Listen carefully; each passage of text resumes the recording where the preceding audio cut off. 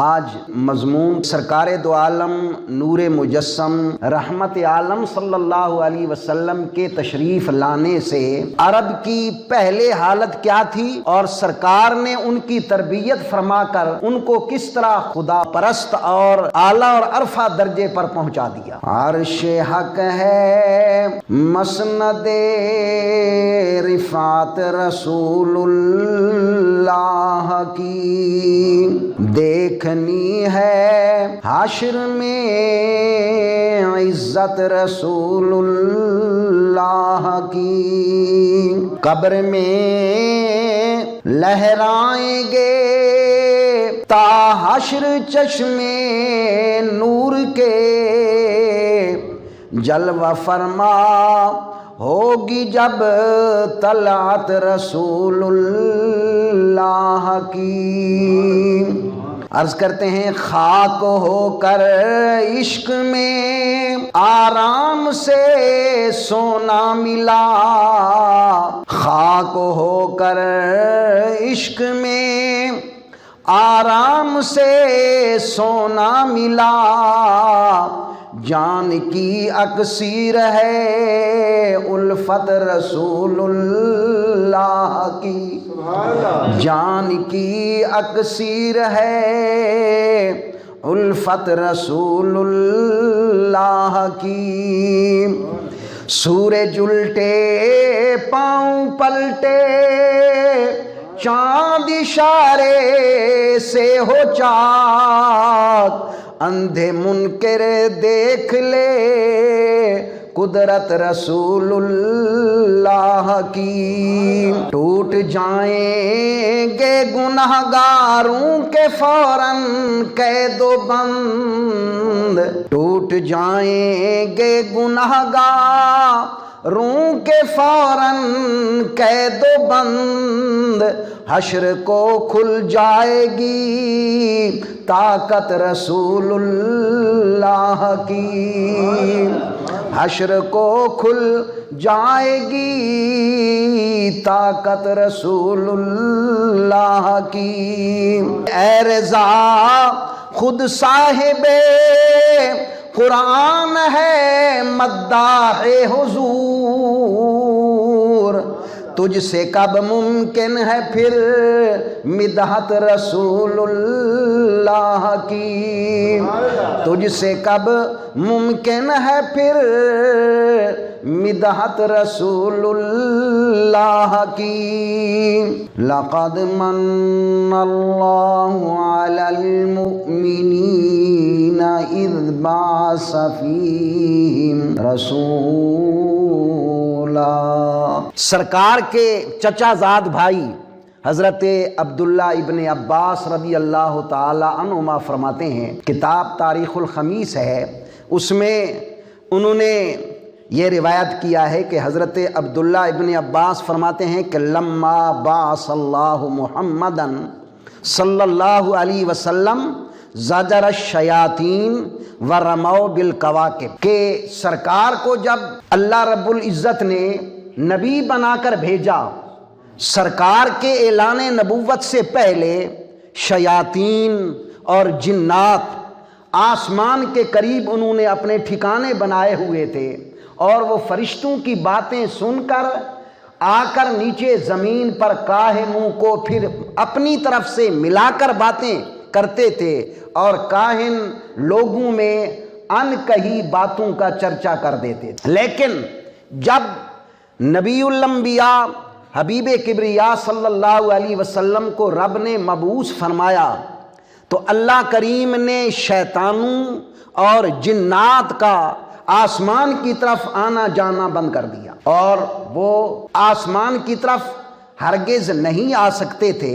اگر کوئی کوشش بھی کرتے، فرشتے ان کو آگ کے شعلے لگا کر پھر نیچے سے واپس بھیجے۔ ایک دن تمام شیاطین اور جنات جمع ہوئے، انہوں نے ابلیس سے کہا آخر کیا وجہ ہے کہ ہمیں آسمان کے قریب جانے سے روک دیا گیا ہے؟ چنانچہ ابلیس نے کہا کہ ایسا کرو کہ ہر گاؤں، ہر بستی اور ہر شہر کی مٹی اٹھا کر لاؤ، میں تمہیں بتاؤں کہ کیا نیا واقعہ پیش آ گیا ہے کہ کوئی ایسا حادثہ رونما ہو چکا ہے جس کی وجہ سے تم آسمان کی طرف جانے سے روک دیے گئے ہو۔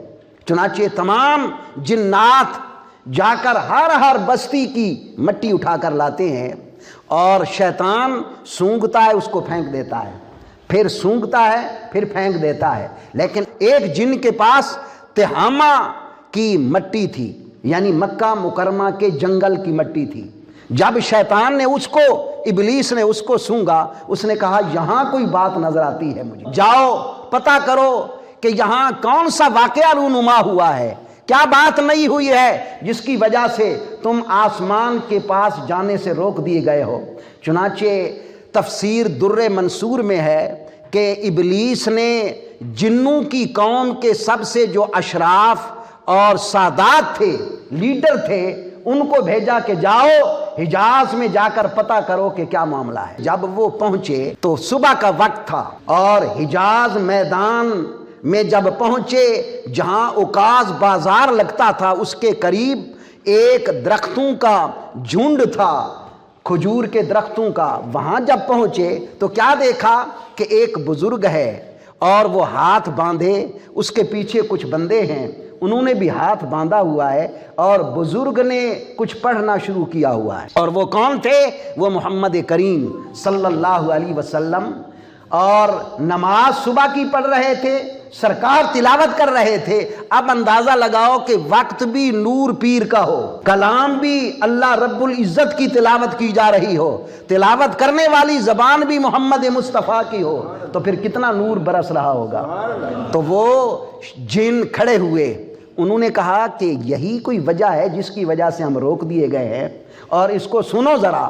جب انہوں نے سنا، میرے مصطفیٰ کریم کی تلاوت نے ان کے دلوں میں گھر کر لیا، اور وہ اس قرآن کریم پر عاشق ہو گئے، کھڑے کھڑے وہیں مسلمان ہو گئے، سرکار کی ذات پر ایمان لایا، سرکار صلی اللہ تعالی علیہ وسلم کو ملے، ملاقات ہوئی، اور آقا کریم علیہ الصلوۃ والسلام نے ان کو پھر اپنی قوم کا سردار مقرر کر دیا کہ تم نے جنات میں تبلیغ کرنی ہے اسلام کی۔ اب دیکھیں حضرت موسیٰ کلیم اللہ، وہ گئے تھے کوہتور پر آگ لینے کے لیے، لیکن رب نے ان کو پیغمبری عطا فرما دی۔ یہ جن آئے تھے کفر اور شرک کی اشاعت کرنے کے لیے، لیکن رب نے ان جنوں کو مصطفیٰ کی ملاقات سے اسلام سے بہرہ کر دیا، اور یہ مسلمان ہو گئے۔ اس سے پہلے جتنے بھی جن بتوں کے اندر آ کر اسلام کے خلاف باتیں کر کے لوگوں کو کفر پر مسلسل قائم رہنے کا کہتے تھے، اب ان جنوں نے ان جنوں کو قبضہ میں لے لیا، اور تمام جنات میرے مصطفیٰ کے پیروکار بن گئے۔ اب اگر کوئی جن بت میں آ کر واز کرتا ہے تو وہ میرے مصطفیٰ کی تعریف کہتا ہے۔ اب ذرا آئیں دیکھیں کہ نبی کریم صلی اللہ تعالی علیہ وبارک وسلم کی ذات طیبہ سے پہلے عرب قوم میں کتنی بت پرستی تھی اور کس درجہ تک پہنچی ہوئی تھی۔ تمام قومیں بت پرست تھیں، لیکن عرب قوم کی بت پرستی کی نظیر پوری دنیا میں نہیں ملتی۔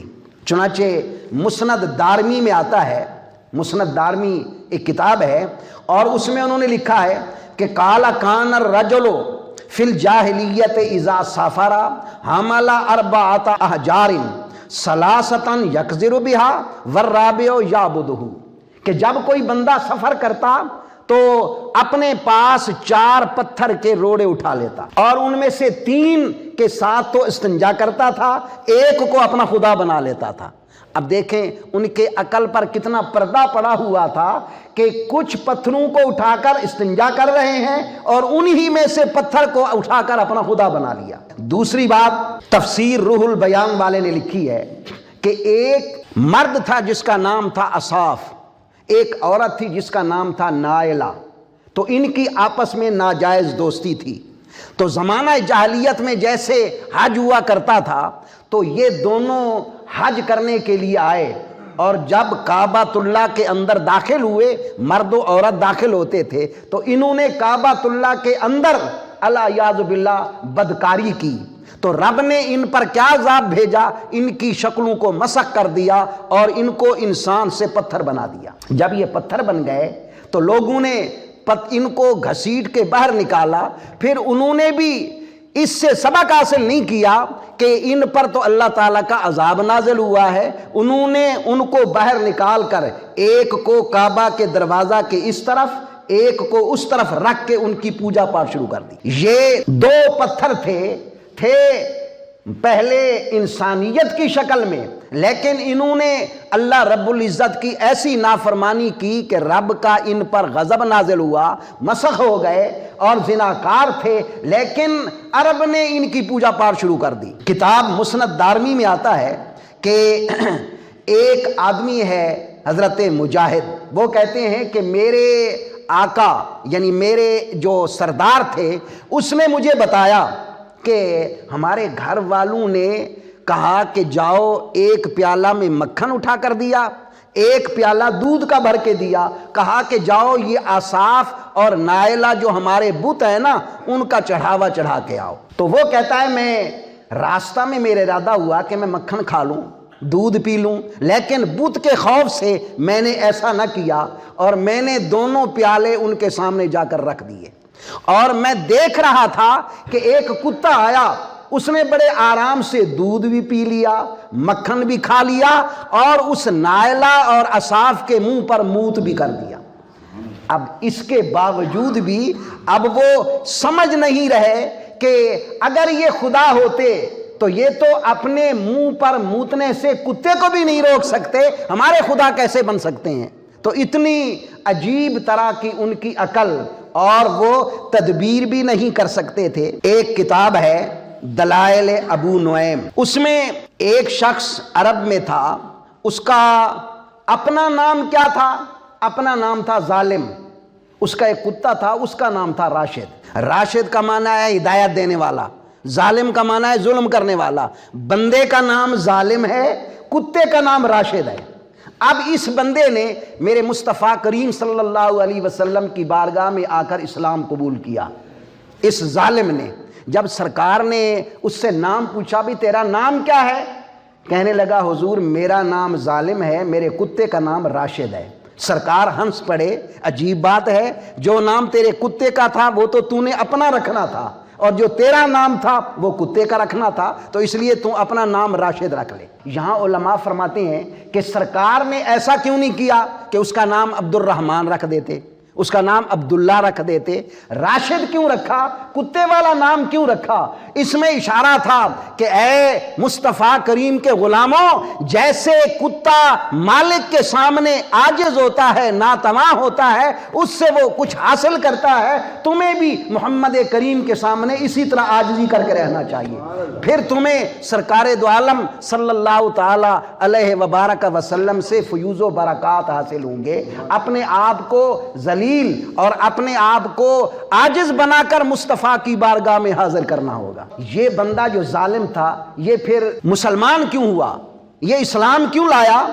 تو اس کے متعلق علماء کرام فرماتے ہیں کہ یہ بندہ اس لیے مسلمان ہوا کہ اس کو قوم نے کچھ چڑھاوے دیے کہ جاؤ ہمارا جو بت ہے نا سوا، جس کا نام ہے سوا، اس کو چڑھاوے چڑھا کے آؤ۔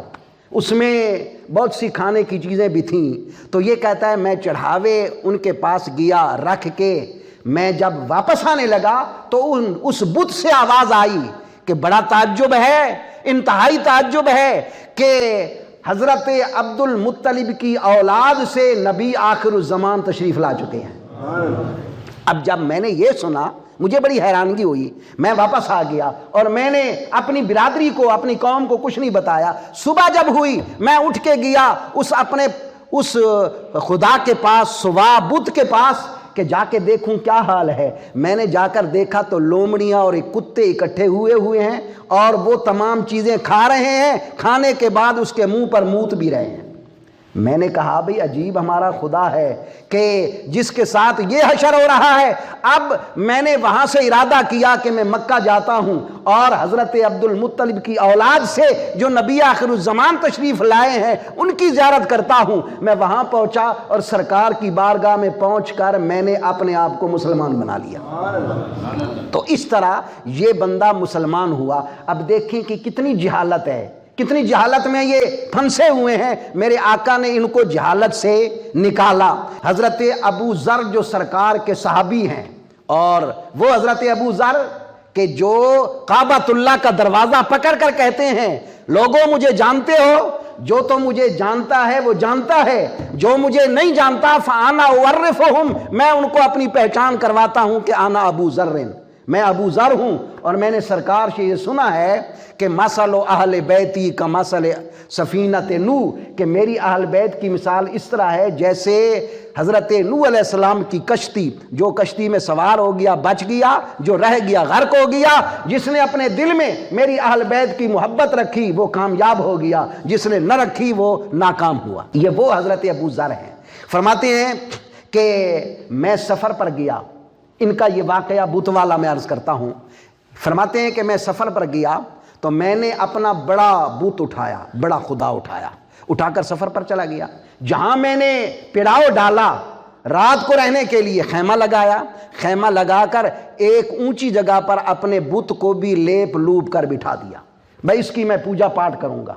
تو میں اس کو بٹھا کر جنگل میں چلا گیا شکار کے لیے۔ جب واپس آیا تو میرا خدا نہایا ہوا بیٹھا ہے، حالانکہ میں دیکھ رہا ہوں کہ سخت گرمی ہے اور عرب کا ریگستان ہے، پانی کا قطرہ بھی نہیں ملتا، آسمان پر کوئی بادل نہیں ہے اور پانی کا تو وہاں نام و نشان بھی نہیں، یہ کیسے نہایا ہے؟ چنانچہ میں اپنے خیمے کی اوٹ لگا کر دیکھنے لگ گیا کہ اصل ماجرا کیا ہے۔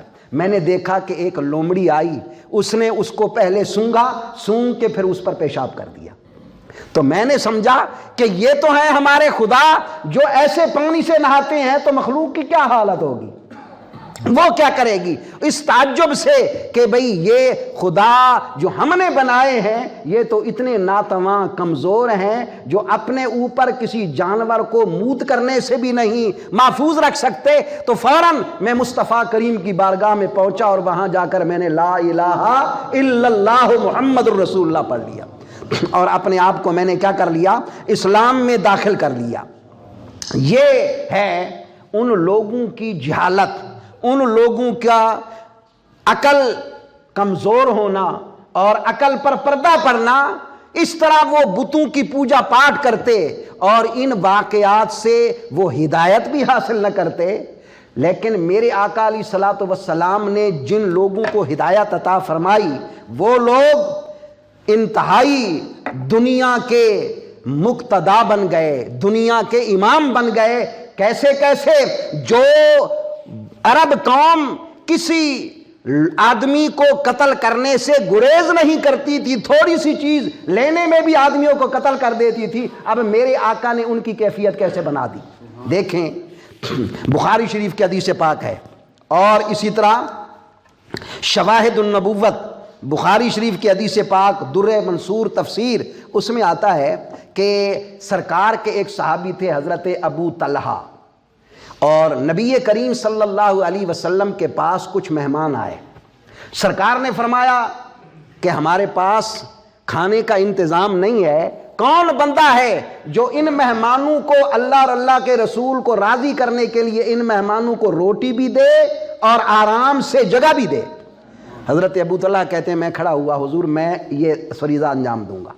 حضرت ابو طلحہ فرماتے ہیں کہ میں ان مہمانوں کو گھر لے گیا اور میں نے اپنی گھر والی سے کہا کہ گھر میں کوئی کھانا ہے، اتنے مہمان ہیں، میں آقا کریم کی بارگاہ سے لایا ہوں۔ تو وہ کہنے لگی کہ اگر کھانا بچوں کو کھلائیں گے تو مہمانوں کا نہیں ہوگا، اگر مہمانوں کو کھلائیں گے تو بچوں کا نہیں ہوگا، تو ایسا کرتے ہیں بچوں کو سلا دیتے ہیں بھوکھا، اس کے بعد مہمانوں کو کھانا کھلائیں گے۔ بچوں کو سلا دیا، سلانے کے بعد کھانا اتنا تھا کہ صرف مہمانوں پر پورا ہونا تھا۔ اب جب مہمانوں کے سامنے کھانا رکھا گیا، مہمانوں نے کہا کہ اے ابو طلحہ تم بھی ہمارے ساتھ کھاؤ، تو یہ جانتے تھے اگر میں نے کھایا تو کھانا پورا نہیں ہوگا۔ تو اب ان کی گھر والی نے ایک ترکیب بتائی کہ ایسا کرو تم چراغ کو ٹھیک کرنا شروع کر دو، ٹھیک کرتے کرتے بجھا دینا، بھئی میں ٹھیک کر رہا ہوں تم کھانا کھاؤ۔ اور جب چراغ کو ٹھیک کرنا شروع کیا بجھا دیا، گل کر دیا چراغ کو، اب اندھیرا ہو گیا۔ اب انہوں نے کہا جی چراغ تو جل نہیں سکتا، کھانا شروع کر دیں۔ تو وہ ان کے دکھاوے کے لیے ہاتھ لے جاتا لیکن لقمہ نہ اٹھاتا، اور مہمانوں نے کھانا کھا لیا اور ان کو رات کو سلایا، جگہ دی۔ صبح ہوئی، نماز کے لیے آقا کریم کی جماعت میں شامل ہو گئے۔ سرکار نے نماز پڑھانے کے بعد فرمایا اے ابو طلحہ، تو نے اللہ کو راضی کرنے کے لیے جو کام کیا ہے رب نے تیری صفت ملائکہ کے سامنے بیان کی ہے۔ اب اندازہ لگائیں کہ وہ قوم کہ جو تھوڑی سی چیز غصب کرنے کے لیے، ڈاکہ ڈالنے کے لیے لوگوں کو قتل کر دیتے تھے، آج وہ قوم ہے کہ جو اپنے بچوں کو بھوکا سلا دیتی ہے، خود بھوکی رہ جاتی ہے، لیکن مصطفیٰ کریم کے آئے ہوئے مہمانوں کو کھانا پیٹ بھر دیتی ہے۔ یہ کیفیت اور یہ حالت کس نے بنائی؟ میرے آقا حضرت محمد مصطفیٰ علیہ التحیۃ والثناء نے بنائی۔ اور اسی طرح ایک اور بات حضرت عبداللہ ابن عمر رضی اللہ تعالی عنہما کی۔ حضرت عبداللہ ابن عمر بیمار ہوئے اور انہوں نے کہا کہ میرا جی چاہ رہا ہے مجھے انگور لا کے دو۔ بیوی نے 1 روپیہ، جو اس وقت کا 1 روپیہ تھا، درہم تھا یا دینار تھا، 1 دینار دیا کہ جاؤ انگور لے کے آؤ۔ جب انگور لیے تو ایک سائل نے بھی دیکھ لیا کہ انگور لے کے کہیں جا رہے ہیں، سائل بھی پیچھے پیچھے ہو لیا، دروازے پر سائل بھی آ گیا اور انگور بھی حضرت عبداللہ ابن عمر کے سامنے رکھے گئے۔ دھو کر انگور کھانے لگے۔ سائل نے کہا جی میں بھوکا ہوں، مجھے انگور چاہیے، مجھے کھانے کے لیے چاہیے۔ حضرت عبداللہ ابن عمر نے ہاتھ اٹھا لیا، سارے کے سارے انگور اٹھا کر دے دیے۔ پھر دوسرا روپیہ آپ کی گھر والی نے دیا، دوبارہ انگور لائے، دوبارہ بھی سائل آ گیا، دوبارہ بھی اس نے لے لیے سارے انگور۔ تیسری مرتبہ آپ کی بیوی نے روپیہ بھی دیا، سائل سے کہا خدا را اب نہ آئیے، اس کو بیمار کو کچھ کھانے دیجئے۔ تو سائل تیسری مرتبہ نہ آیا، لیکن تیسری مرتبہ بھی آ جاتا، حضرت عبداللہ ابن عمر سارے اٹھا کر دے دیتے۔ یہ کون سی قوم ہے کہ جو قوم دوسروں پر قربانی دینے کی بجائے اپنی معمولی سی لڑائی پر لاکھوں آدمیوں کو قتل کر دیتے۔ پھر حضرت عبداللہ ابن عمر صحیح ہوئے، تندرست ہوئے، اور انہوں نے کہا کہ میرے لیے مچھلی لاؤ۔ مچھلی بھونی ہوئی تو مچھلی لائی گئی، اور پھر سوال کرنے والا آیا، آپ نے ساری مچھلی اٹھا کر دے دی۔ انہوں نے کہا جی آپ نے خود منگوائی ہے شوق سے۔ تو حضرت عبداللہ ابن عمر کیا کہتے ہیں کہ رب نے قرآن میں فرمایا ہے لن تنالوا البر حتی تنفقوا مما تحبون، اے مصطفیٰ کے غلاموں اپنی سب سے بہتر چیز اللہ کی راہ میں صرف کرو۔ اب میرا دل چاہ رہا تھا سب سے زیادہ مچھلی کھانے کے لیے، تو مچھلی میرے لیے سب سے زیادہ عزیز تھی، میں نے اللہ کے نام پہ قربان کر دی۔ تو یہ وہ قوم کہ جس قوم کی پہلے کیفیت یہ تھی، لیکن میرے آقا تشریف لائے تو قوم کی اس حالت کو یکسر بدل دیا۔ اور ایک اور انتہائی بہترین بات کہ میرے آقا نے روحانی کیفیت کو کیسے بدل دیا۔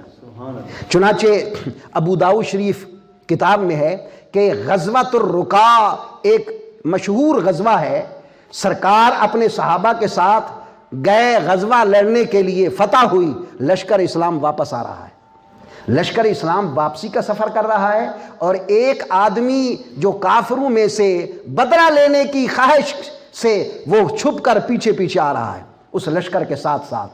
اب لشکر نے ایک جگہ آ کر، چونکہ سردیاں تھیں تو لشکر نے اپنے آپ کو ایک پہاڑ کی غار میں آ کر چھپایا رات گزارنے کے لیے۔ میرے آقا نے اعلان فرمایا ہے کوئی بندہ جو لشکری حفاظت کرنے کے لیے غار کے منہ پر حفاظت کرے، چوکیداری کرے۔ تو 2 آدمی اٹھے، ایک مکہ کا وہ مہاجر تھا اور ایک مدینہ طیبہ کا انصاری تھا۔ انہوں نے کہا حضور ہم حفاظت کریں گے۔ سرکار نے ان کو حفاظت سونپی۔